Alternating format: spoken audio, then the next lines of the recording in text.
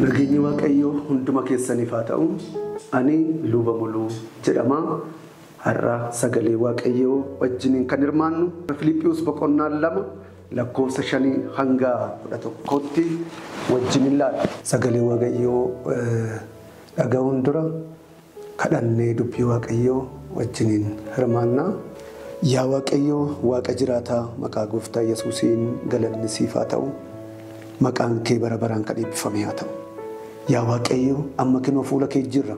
Sagalee kee isa jiraataa nutti dubbachuun, sagalee kee nu barsiisuun maqaa Gooftaa Yesuus Kiristoosiin fedhaaf jaalala kee nuuf haa ta'u.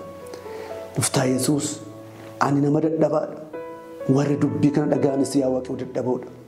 Dadhabootaaf ayyaana kee kan kennitu amma ayyaana keetiin nu gargaaruun dubbii kee nu barsiisuun fedhaaf jaalala kee nuuf haa ta'u. Raafaa yeroo keenya hunduma nuuf eebbisii maqaa ilma kee Yesuusiin jedhii. Ameen. Mata duree akkas jedhuun dubbii Waaqayyoo kanarra wajjiniin hirmaannaa garaa Kiristoos qabaachuu. Phaawulos warra Filiphiyuusiin maal jedha iddoo kanatti yaada garaa Yesuus Kiristoos qaba ture san qabaadhaa jedha. Lakkoofsa 5 hanga 11tti gaafa dubbisnu akkas jedha. Maqaa Gooftaa Yesuusiin nan dubbisaa. Yaada garaa isa Yesuus Kiristoos qaba ture san qabaadhaa. Inni bifa waaqayyummaatiin otuma jiru ulfina waaqayyummaa isaa abbaa isaa wajjin wal qixxeessu wanta qabatanii itti hafanitti hin lakkoofne. Inni ulfina sana gadi dhiisee akka waan tokkotti hin galle of godhe. Bifa garbummaa uffate. Fakkaattii namummaatiinis ni dhalate. Wanta hundumaanis nama ta'ee argame. Inni gad of deebisee hamma du'utti hamma fannifamee du'utti iyyuu abboomamaa ta'e. Kanaafis Waaqayyo waa hundumaa irra caalchisee guddaa ol isa qabe. Maqaa isaa maqaa kam irra iyyuu caalu kenneeraaf. Kanaafis warri bantii Waaqa keessa jiran, warri lafa irra jiran, warri lafa jala jiranis hundinuu ulfina maqaa Yesuusiif jilbeeffatanii akka sagadan godhe. Arrabni hundinuu ulfina Waaqayyo Abbaatiif Yesuus Kiristoos Gooftaa akka ta'e beeksisuuf jiru jedha. Egaa kutaa kanarratti yaada garaa Kiristoos qabu san qabaadhaa jedhaan. Yaadni karaa Yesuus Kiristoos sun maalidha yoo jenne tokkoffaa irratti Yesuus Kiristoos yaada fedha Waaqayyoo raawwatu yookiin garaa fedha Waaqayyoo raawwatu qaba ture Yesuus. Wangeela Maatiyos boqonnaa 3 lakkoofsa 17 gaafa dubbisnu ilmi koo inni nan jaaladhu isa kana, isa naaf dhagaa, kan gammachuun koo ittiin raawwatu isadha. Isa naa dhagaa jedhe Waaqayyo. Yaadni Waaqayyo Abbaa kan ittiin raawwate yaada Kiristoosiin yookiin garaa Kiristoosaniin yaada Waaqayyo Abbaatu raawwate. Tokkoffaa. Lammaffaa Waaqayyo Abbaa garaa eenyutti boqate, garaa eenyutti gammade uttan, garaa Yesuus Kiristoositti gammade. Waaqayyo Abbaan dhibba keessaa dhibba kan boqate garaa eenyutti uttan, garaa Yesuus Kiristoositti boqate ture. Garaan Yesuus garaa Waaqayyo Abbaa kan boqachiise. Gaafa garaa Yesuus laalu Waaqayyoon kun hin gammada, hin boqate. Fedhisaa gammachuun isaa garaa Yesuus kanaan hin raawwate. Kanaaf isa naa dhagaa jedhe Waaqayyo. Dhaloota keessaa nama keessaa garaan akka garaa Yesuus Kiristoos Waaqayyo Abbaa boqachiise, kan Waaqayyo Abbaatti gammade, kan fedhi Waaqayyo Abbaa itti raawwate kamiyyuu jiru garaa Yesuus qofa ture. Kanaaf maaliif Phaawulos akkasidha yaada Yesuus Kiristoos qabu san qabaadhaa kan jedhuuf kanaafidha. Yaadni Yesuus suni garaan Yesuus suni garaa gad of deebiseedha tokkoffaadhaatti. lakkoofsa 5 irratti Filiiphos irratti gaafa dubbisnu tokko hanga 7tti gaafa dubbisnu hamma nama ta'ee foon uffatee bifa garbummaa qabaatee hamma kanatti gad of deebisee waaqa ta'ee oduu jiru. Waaqa Yesuus Kiristoos ilaala waaqa ta'ee oduu jiru hamma nama ta'ee bifa garbummaa qabaatee amma nu fakkaatee nu gidduu dhufutti hamma kanatti gad of deebise.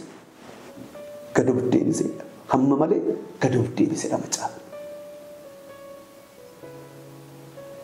Salphinni duraa Yesuus Kiristoos fannootti fannifamuu qullaa buusuu miti. Salphinni salphina caalu namni waaqni nama ta'ee dhufu kan nama dhibu. Waaqni inni samiif lafa uume inni hunduma danda'u inni hunduma beeku suni nama ta'ee bifa garbummaa qabaate siimboo dhabee hamma kanatti Yesuus Kiristoos gad of deebise. Yaada garaa gad of deebisu hamma malee kan gad of deebi'e ture yaadni Yesuus Kiristoos garaan Yesuus Kiristoos. Kanaaf Waaqayyo Abbaa yaada Yesuus Kiristoos garaa Yesuus Kiristoos kanatti hin buqate. Kanaaf buqate Waaqayyo. Kanaaf gammade Waaqayyo. Kanaaf fedhii isaa yookiin jaalalli Waaqayyo Abbaa Yesuus Kiristoosin raawwate. Inni lammaffaan garaan Yesuus Kiristoos maalidha hojjenne?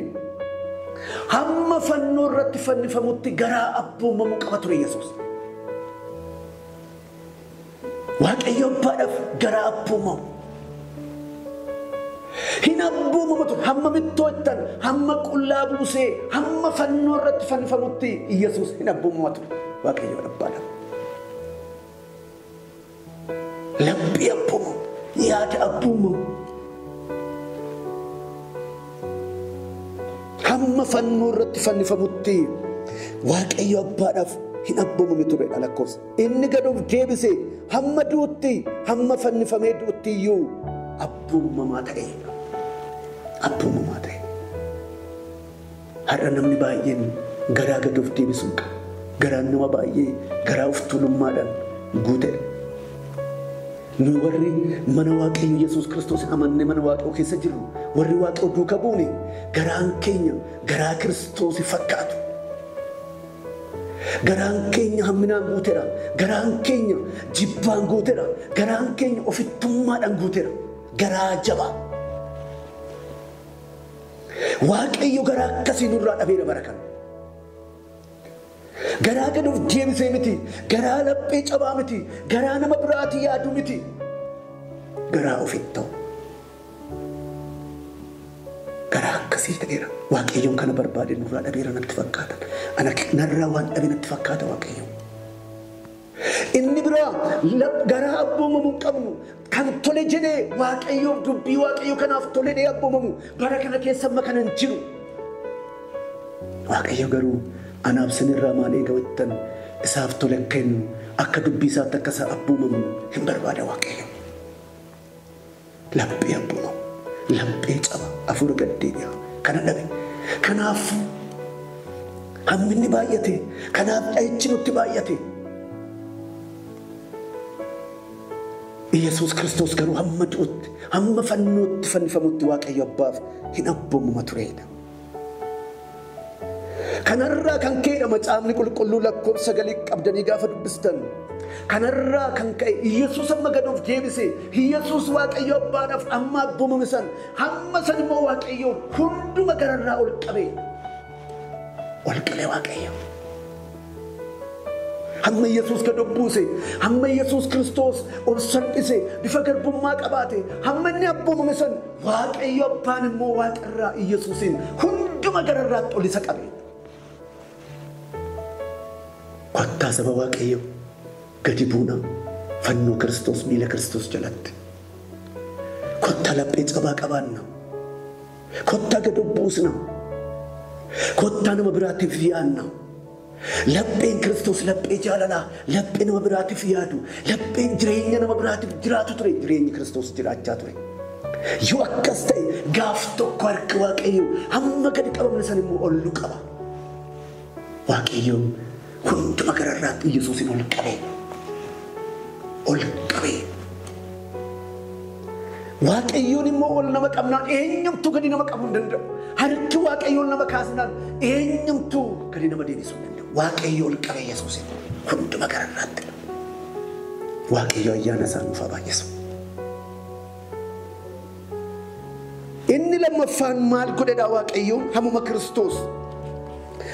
Kiristoos gad of qabee gad of buuse hammuma Kiristoos abboomame san hammuma kana immoo maqaa caalu kenneef jedha. Maqaa caalu. Maqaa caalu Yesuus Kiristoosiif kenname. Maqaa kanaaf jedha lakkoofsa 19 gidduutti gaafa dubbistan maqaa kanaaf jedha inni bantii waaqarra jiru inni lafarra jiru inni lafa jala jiru maqaa kanaaf akka ulfinaan jilbeeffatanii fedha. Ulfinaan akka jilbeeffatanii fedha. Waaqayyoon baadhaaf immoo arrabni hundumtuu maal akka ta'an akka dhugaa ba'anidha. Inni lafarra jiru inni bantii waaqarra jiru inni lafa jala jiru. Ilaala. Maqaa kanaaf maal akka ta'u akka abboomamu akka jilbeeffatu jilbi hundumtuu maqaa kanaaf hin jilbeeffata. Kan nama dhibu maqaan Yesuus Kiristoos maqaa fayyina qabudha. Maqaa kanaan hidhaatu hiikama. Maqaa Yesuus kanaan du'arraa oolama. Maqaa Yesuus kanaan harka seexanaatii ba'a. Maqaan kun maqaa fayyisu maqaa hidhaa hiikudha. Maqaa humna of keessaa qabudha. Maqaa nagaa namaa laatudha. Maqaa kanaaf kan hin abboomamne hin jiru. Uumamni hundumtuu maqaa kanaaf hin abboomamu. Maqaa kanaaf hin guffamu yookiin hin mul'ata, hin sagada, hin romma kan nama dhibu. Maqaan Yesuus maqaa humna of keessaa qabudha. Maqaa jireenya namaaf laatu, maqaa nagaaf namaa laatu. Maqaa akkasii kanatu kennamee fedha. Inni bantii waaqarra jiru, inni lafarra jiru, inni lafa jala jiru maqaa kanaaf hin jilbeeffata. Arrabni hundumtuu immoo Yesuus Kiristoos gooftaa akka ta'e waaqayyo abbaadhaaf ulfina kennuudhaaf arrabni hundumtuu kana hin dubbataa. Egaa gaafa walitti qabnu waaqayyoon anaaf sinirraa wanti inni eegu garaa Kiristoos akka qabaannu garaa Kiristoos qabu san akka qabaannu waaqayyoon kanatti akka guddannu anaaf isinirraa waaqayyoon hin barbaada. Seenaa baraa isa lammaffaa boqonnaa 14 irratti maadha? Sabni koo dhuunfaa koo kan ta'e osoo fuula koo duratti garaa cabaaf hafuura gaddeebi'aadhaan na kadhate. Ani de waaqayyoon waaqarra taa'ee jalqabatti kadhata isaanii nan dhaga'e waaqayyo. Namni yaada Kiristoos yookiin garaa Kiristoos qabu kana qabaatu waaqayyoon jalqabatti kadhata isaa dhaga'a. Kadhanni keenya hin dhaga'amu. Garaa cabaa garaa Kiristoos hoo qabaanne garaa abbuumamu hoo qabaanne waaqayyoon jalqabatti iyya keenya kadhata keenya hin dhaga'amu. Inni lammaffaan waaqayyoon cubbuu keenya dhiisa. Ani cubbuu keessan nan dhiisa. Cubbuutu dhiifama. Cubbuun akkamitti yoo garaa cabaa garaa diidu garaa gaabbuu hoo qabaanne tole kan jedhu cubbuurraa hoo deebinee tole jenne yoo abboomamne waaqayyoon cubbuu keenya hin dhiisa. Inni sadaffaan waaqayyo biyya keenyaaf fayyina godha. Ani biyya isaanii biyya keessan nan fayyisa jedhe. Kanaaf har'a kottaa obboloota koo waaqayyoon laphee cabaadhaan hafuura gaddeebi'aadhaan fuula isaa akka deddeebinu akka isa waaqessinu akka isaaf tole jennu jaalalaan akka deddeebinu waaqayyoon kana nurraa barbaada. Kottaa garaa Kiristoos qabaannee fuula waaqayyoo dhufna. Yoo akkas ta'e waaqayyoon kadhata keenya hin dhaga'a. Yoo akkas ta'e waaqayyoon rakkina keenyatti cubbuu keenyatti nu fayyisa. Yoo akkas ta'e waaqayyoon biyya keenya fayyisa. Kanaaf waaqayyoon garaa Kiristoos anaaf siniif haa laatu. Garaa Kiristoos haa qabaannu. Ayyaanni waaqayyoo hunduma keenya wajjin haa ta'u.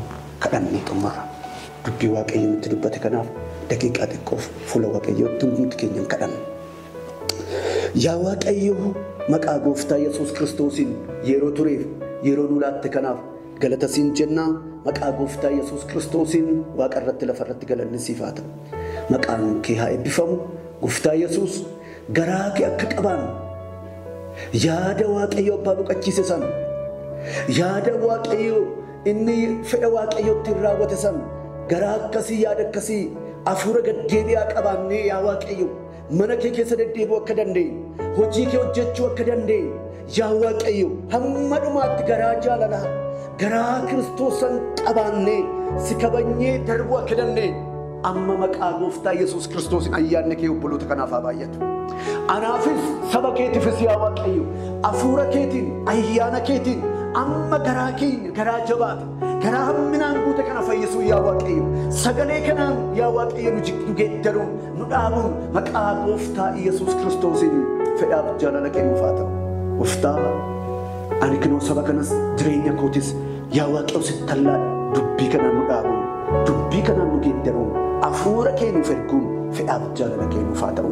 Raafaa yeroo keenya hunduma nuuf eebbisii maqaa ilma kee Yesuus Kiristoosin jedhee nu dhaga'i. Waaqayyo sinaa eebbisu eebbifamaa.